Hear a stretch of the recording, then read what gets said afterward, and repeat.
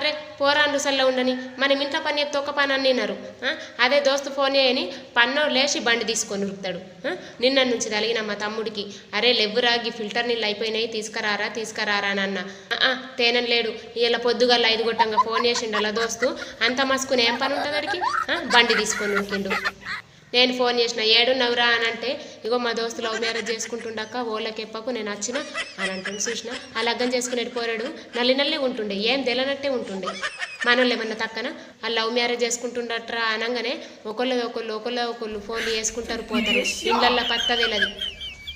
ఏడుకోయినవరంటే ఏ గడ పనుండే గట్టుపోయినా ఏ గిడ పనుండే మా దోస్తు గారు రమ్మన్నాడు అటుపోయినా అని అంటారు. మరి లగ్గం చేసి వచ్చిన మన ఒక్కడు కూడా ఇంట్లో ఎప్పుడు పోరాళ్ళ గురించి వాళ్ళకి అన్ని విషయాలు తెలిసే కానీ ఇళ్ళల్లో తెలనియ్యరు.